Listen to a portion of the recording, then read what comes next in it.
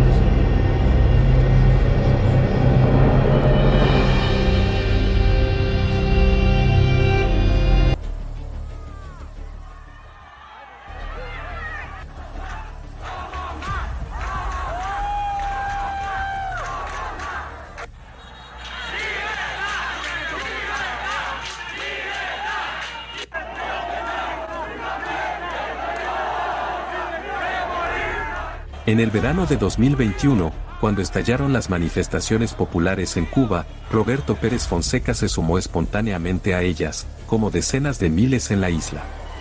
Roberto solo quería expresar su frustración por la escasez crónica de bienes y servicios médicos que afectaba a toda la población. Como les ocurrió a cientos de cubanos, pocas semanas después de las manifestaciones, Pérez Fonseca fue acusado de desórdenes públicos, incitación a delinquir y agresión a agentes policiales, entre otros delitos, y enviado rápidamente a prisión. A continuación se enfrentó a un juicio sumario en el que los fiscales presentaron escasas pruebas y dudosos testimonios, la mayoría de ellos de los propios agentes de seguridad del régimen. 3 meses después, en octubre de 2021, Pérez Fonseca fue finalmente condenado, 10 años de prisión por el supuesto delito de expresar públicamente su desacuerdo con el régimen comunista. 10 years in jail for attending a peaceful protest. 10 años en prisión por participar en protestas pacíficas. De hecho, la respuesta del régimen de La Habana a las protestas, las mayores en décadas, fue brutal. They took state terrorism to the next level, intensifying repression, killing and disappearing peaceful protesters, and forcing to exile or imprisoning thousands of people. Pérez Fonseca es solo una de las cerca de 700 personas condenadas en Cuba en el año 2021 a largas penas de prisión por protestar en las calles. Inexplicablemente, el mismo régimen que reprimió violentamente a ciudadanos pacíficos, fue elegido a finales de 2023 miembro activo del Consejo de Derechos Humanos de Naciones Unidas, por 6ª vez. Este es el mismo órgano de la ONU que se supone debe ayudar a detener la violación de los derechos humanos de los ciudadanos comunes en países como Cuba. Y el mismo lugar en el que Ernesto Che Guevara célebremente declaró: nosotros tenemos que decir aquí lo que es una verdad conocida y la hemos expresado siempre ante el mundo. Fusilamientos, sí. Hemos fusilado, fusilamos y seguiremos fusilando mientras sea necesario. Nuestra lucha es una lucha a muerte. Los fusilamientos masivos y los juicios públicos sumarios formaron parte de la vida cotidiana durante la primera década de la Revolución cubana. Entre 1959 y 1965, miles de supuestos enemigos de la revolución, la mayoría de ellos presuntos partidarios del depuesto dictador Fulgencio Batista, fueron detenidos sin orden judicial. También se les privó del derecho de habeas corpus y se les ejecutó sin juicio previo.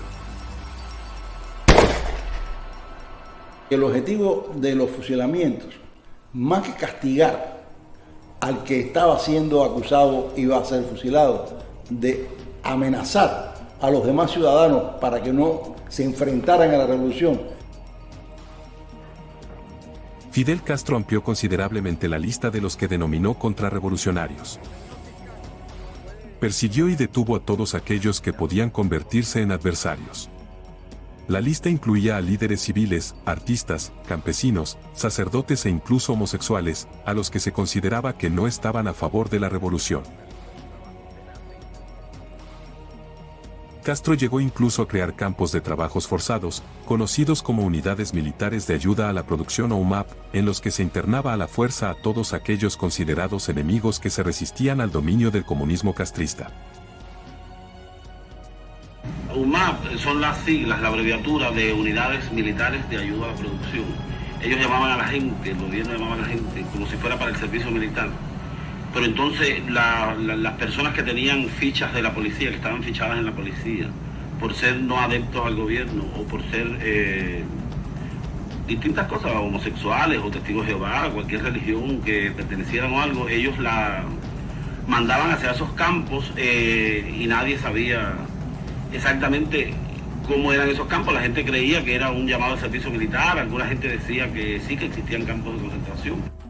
Los internos de la SUMAP eran tratados como prisioneros de un campo de concentración, y muchos de ellos torturados mientras eran sometidos a procesos de reeducación forzosa. Los menos afortunados fueron simplemente ejecutados extrajudicialmente. A finales de los 70, toda la isla se había convertido en una enorme prisión, en la que salir voluntariamente no era una opción. Muchos cubanos intentaron sin éxito pedir asilo en varias embajadas extranjeras en La Habana. Pero eso cambió en abril de 1980, cuando 10.000 cubanos asaltaron la embajada de Perú, desesperados por encontrar una salida al sistema represivo. Esto dio lugar al éxodo del Mariel, en el que unos 125.000 cubanos abandonaron para siempre el opresivo paraíso castrista.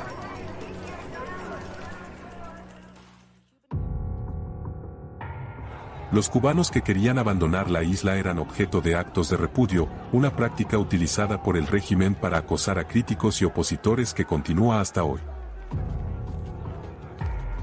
Intentar salir del infierno revolucionario representaba para muchos el riesgo de la muerte.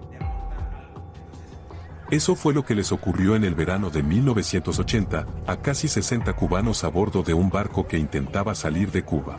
El desgraciado episodio es recordado como la masacre del río Canímar.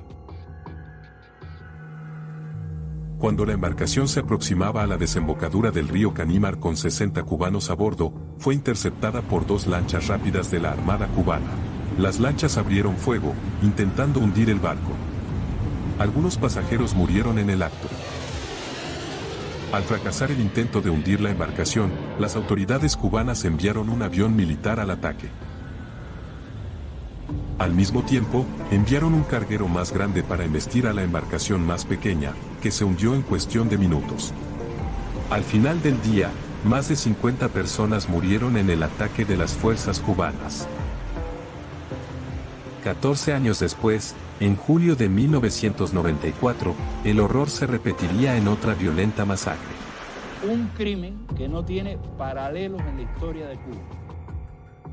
41 personas a bordo del remolcador 13 de marzo, entre ellas 20 niños, perdieron la vida en aguas abiertas después de que un remolcador cubano atacara el barco para impedir que huyera de la isla.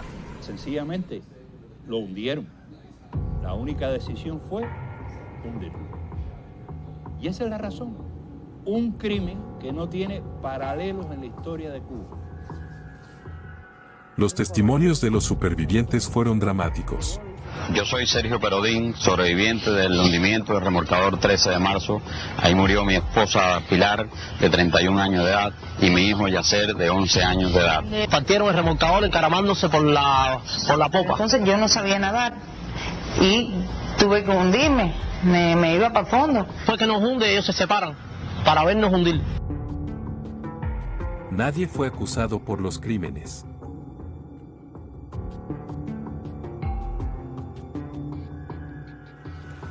La práctica de hundir barcos llenos de cubanos que buscan la libertad continúa. El último ataque tuvo lugar en 22 en Bahía Honda, en el noroeste de Cuba. En total murieron 7 refugiados, entre ellos una niña de 2 años. El resto de los 19 supervivientes fueron trasladados a la prisión de la Seguridad del Estado en Villamarista y puestos bajo arresto domiciliario indefinido.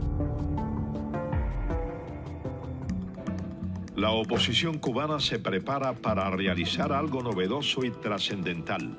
En febrero de 1996, el mismo día en que una red de grupos prodemocráticos se disponía a reunirse bajo la bandera del Concilio cubano, Cuba derribó sobre el estrecho de Florida 2 avionetas del grupo prodemocrático Hermanos al Rescate, con sede en Miami. Al mismo tiempo, el régimen impidió que los líderes disidentes asistieran a la convención y envió a algunos de ellos a prisión. La misma suerte ha corrido una miríada de activistas políticos que se atrevieron a desafiar al régimen totalitario. En 1999, los activistas Marta Beatriz Roque, Félix Bone Carcassés, René Gómez Manzano y Vladimiro Roca, fueron detenidos, juzgados sumariamente y condenados a prisión por escribir un documento crítico, titulado La patria es de todos, que promovía las libertades políticas de los cubanos. En 2003, para frenar el creciente activismo de la oposición, el régimen lanzó una oleada de detenciones sin precedentes que envió a prisión a 75 disidentes y periodistas independientes, un suceso conocido como la Primavera Negra cubana. Para justificar las detenciones masivas, los Castro se ampararon en la llamada Ley Mordaza o Ley 88, que establecía penas de prisión de hasta 30 años para quienes difundieran información que el régimen considerara colaboracionista con el gobierno de Estados Unidos. Y en medio de la vía pública fuimos detenidos. Y casi me parten las piernas a la hora de cacharme. Nos hicieron un juicio sumarísimo. En el caso mío, una petición fiscal de 20 años y me condenaron a 24 años. Y comienza mi vida de prisionero de conciencia. Los disidentes no solo fueron enviados a prisión. Algunos de ellos perdieron la vida de forma violenta y misteriosa. También en la primavera de 2003, 3 jóvenes que secuestraron un ferry de pasajeros para intentar huir a Estados Unidos, fueron detenidos y fusilados a los pocos días tras un juicio sumarísimo. Hay que esperar que estos papeles suban y bajen del Consejo de Estado. Eso fue el jueves por la tarde. Y el viernes amanecieron muertos los muchachos. Laura Pollán, líder de las Damas de Blanco, grupo disidente fundado en 2003 y formado por esposas y familiares de presos políticos que realizan protestas pacíficas para exigir su liberación, murió en 2011 de una misteriosa enfermedad mientras estaba hospitalizada. El Movimiento Cristiano Liberación ha mantenido siempre una línea y un espíritu pacífico. Oswaldo Payá, fundador del Movimiento Cristiano Liberación de Cuba que se opuso al régimen unipartidista del Partido Comunista de Cuba y organizó una campaña de peticiones conocida como Proyecto Varela, murió en 2012 cuando el automóvil en el que viajaba fue sacado de la carretera por un vehículo conducido por agentes estatales. En el mismo accidente también murió el activista de derechos humanos Harold Cepero, que iba en el asiento trasero con Payá. Años antes, Payá había previsto la posibilidad de morir en un accidente de coche provocado. Temo por mi vida porque me puede meter un balazo, me puede partir un rayo, me puede pasar uno de los carros esos de la seguridad que me persigue cuando voy en la calle con mi bicicleta. Tras más de una década de investigaciones, la Comisión Interamericana de Derechos Humanos de la Organización de Estados Americanos confirmó en 2023 que tanto Payá como Cepero fueron en realidad víctimas de ejecución extrajudicial por parte de operativos del gobierno cubano.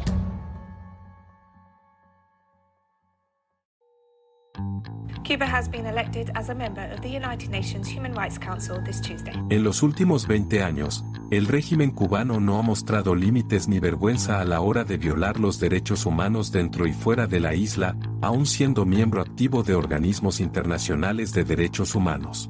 Cuba incluso sabotea intervenciones críticas al régimen cubano en las Naciones Unidas.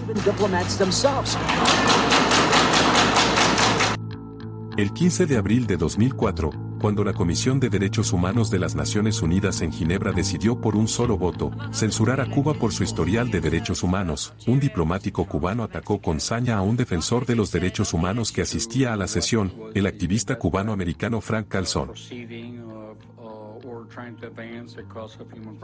En varias ocasiones, como miembro del Consejo de Derechos Humanos de la ONU, los diplomáticos cubanos han defendido a conocidos violadores de los derechos humanos, como China y Corea del Norte. El régimen cubano incluso introdujo en 2020 una resolución en el Consejo, apoyando el fin de un Hong Kong libre, y alabando a China por aprobar la represiva Ley de Seguridad Nacional de Hong Kong.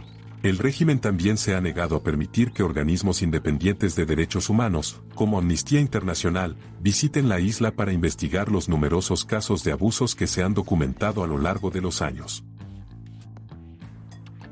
Cuba no solo ha bloqueado investigaciones y acosado a activistas de derechos humanos, artistas y creadores también han estado en el punto de mira.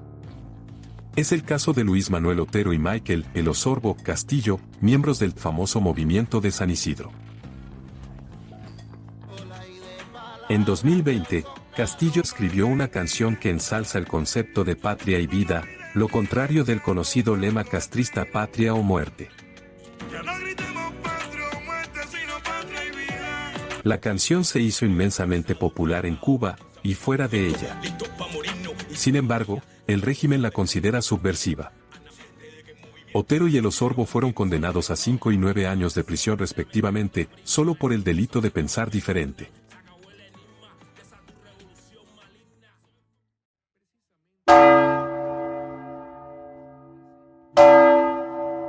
Creer en Dios y practicar cualquier religión, especialmente el cristianismo, puede meter a cualquiera en serios problemas en Cuba.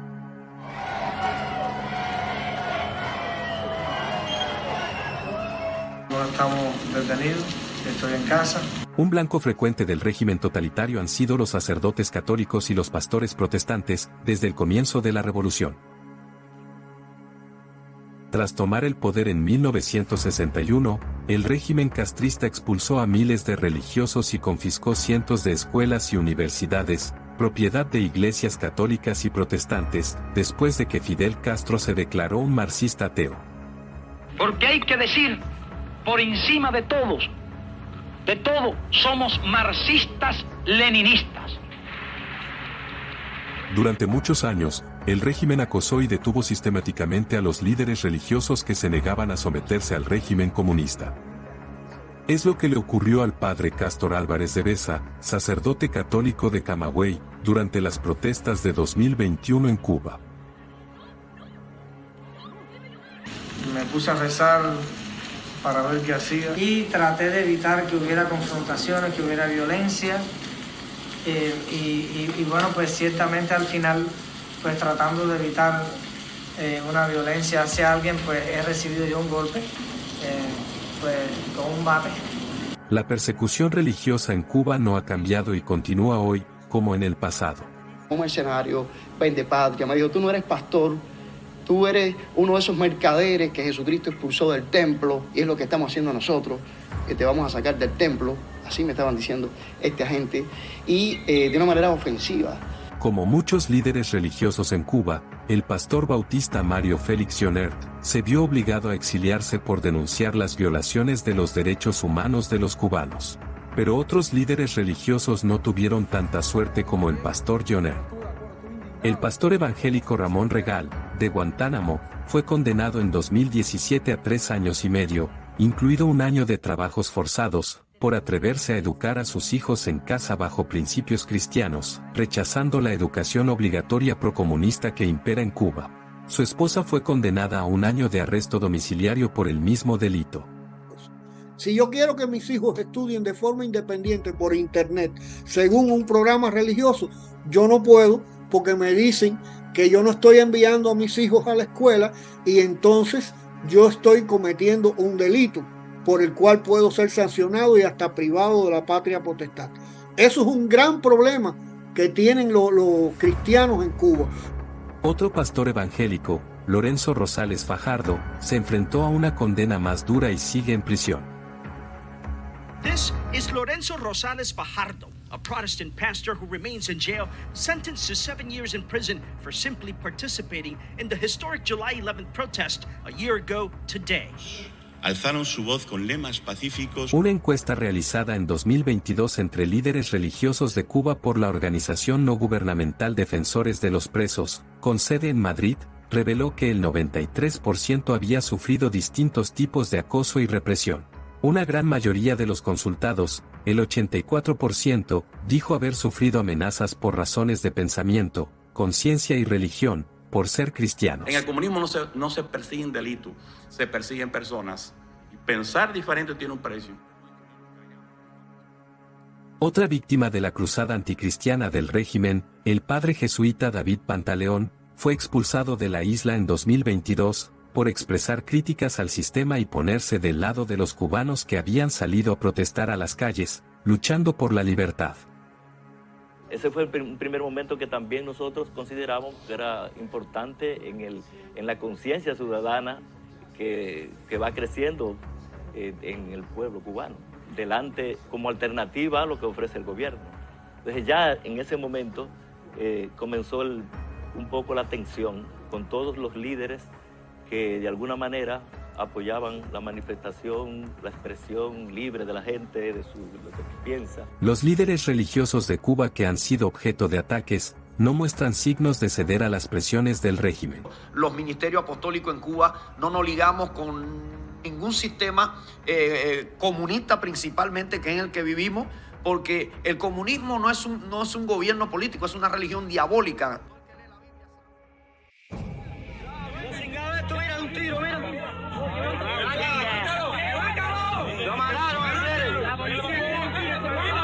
Ser asesinado es sin duda un riesgo real para los jóvenes que se atreven a criticar abiertamente al régimen comunista en Cuba.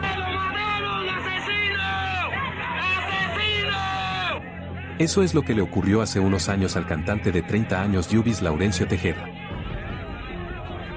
Residente en un barrio humilde de las afueras de La Habana, la policía cubana le disparó por la espalda durante las protestas de 2021. Cristian Barrera Díaz, otro joven manifestante de 24 años, fue declarado desaparecido al día siguiente de que estallaran las manifestaciones el 12 de julio. Las autoridades cubanas dijeron a su familia que estaba bajo custodia. Pero 3 semanas después, se informó a la familia de que se había ahogado, y que había sido enterrado en una fosa común de un cementerio de Matanzas, a unos 90 kilómetros al este de La Habana. Hasta ahora, nadie ha rendido cuentas por esas muertes.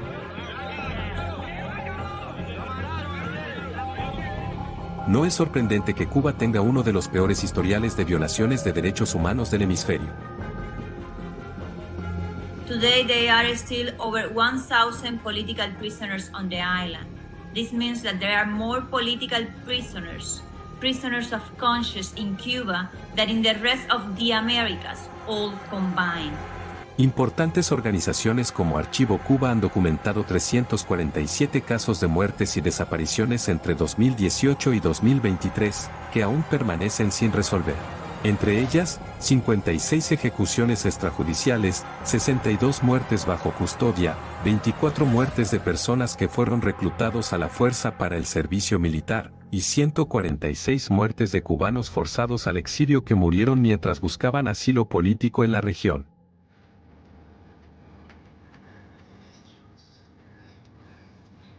No siempre fue así.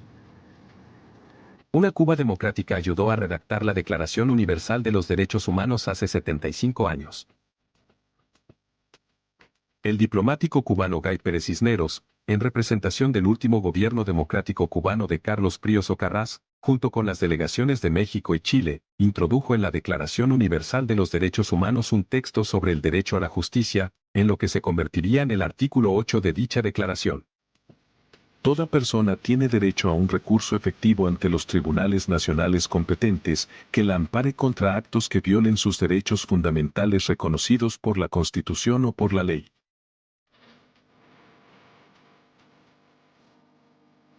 Fulgencio Batista derrocó aquella Cuba democrática en 1952 y durante 6 años presidió una dictadura militar. Pero las esperanzas de una restauración democrática fueron truncadas por los hermanos Castro en 1959. 65 años después, la violación sistemática de los derechos humanos sigue siendo el mayor obstáculo para una Cuba libre y democrática. La mayor víctima del régimen totalitario cubano no somos los fusilados y los mártires, es el pueblo cubano, es la sociedad cubana, que la tienen en la miseria, que la tienen en la ignominia, que la tienen falta de libertad. Es la sociedad cubana, es el pueblo cubano la mayor víctima. La herencia cubana compartida que en 1948 hizo historia en el mundo, es un legado que la dictadura castrista ha tratado de borrar. Sin embargo, esa herencia puede y debe ser restaurada en una Cuba que respete y preserve los derechos humanos de todos sus ciudadanos.